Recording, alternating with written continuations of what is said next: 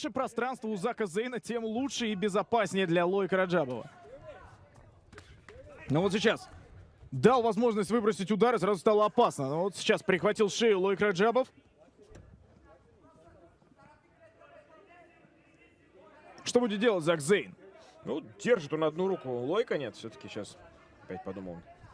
Зак, видимо, сам решил немного побороться. Выходит на удушение, да. Начинает Вклад, душить, Зак Зейн! Зак Зейн сдается. Буквально за 30 секунд до этого припугнул Кимурой, но Лойк Раджабов через считанные секунды придумал, как задушить соперника прямо у сетки. Причем, будучи сам у сетки спиной, Лойк красиво оформляет финиш в первом раунде. Держится за глаз Лойк Раджабов. Интересно, в каком моменте там он получил вот этот неприятный удар. Может быть, тычок?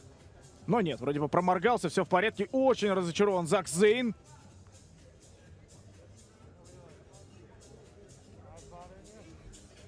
Ну и надо сказать, конечно, что включаться Лойк Раджабов умеет. Да? Очень многие в Америке запомнили его как человека, который любит доводить свои поединки до решений, причем иногда до спорных решений. Но вот когда нужно было в прошедшем сезоне PFL включиться и набрать максимум очков, он финишировал за 27 секунд Ахмеда Алиева, затем выиграл в полуфинале у Алекса Мартинеса в реванше.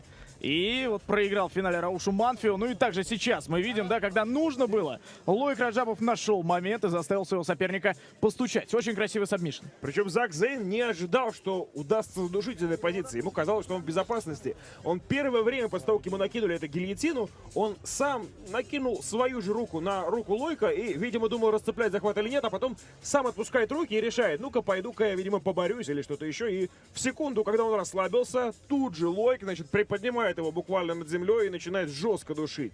То есть там вот этот импульс, он был в считанные секунды, и Зак Зейн через пару секунд уже начал стучать. Да, вот она, цена ошибки в современном мире смешанных единоборств. Вот как раз таки тот момент, когда этот Кимура Грипп выходил Зак Зейн и действительно так понервничать, наверное, заставил. И вот здесь прихватывает очень жестко. Камера с головы рефери в очках у него встроена. Интересный вид. Ну и очень разочарован, конечно, Зак Зейн. Хотел он блеснуть, но не получилось.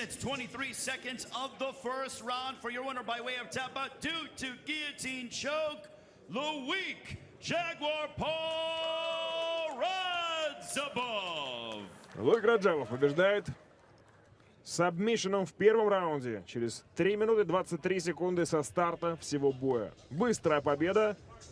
Поздравляем Лойка. 2 боя пролетело просто незаметно буквально. Еще впереди у нас 9 сражений. Напомню, главный поединок вечера — это Тяжи, Тайрон Спонг, Сергей Харитонов.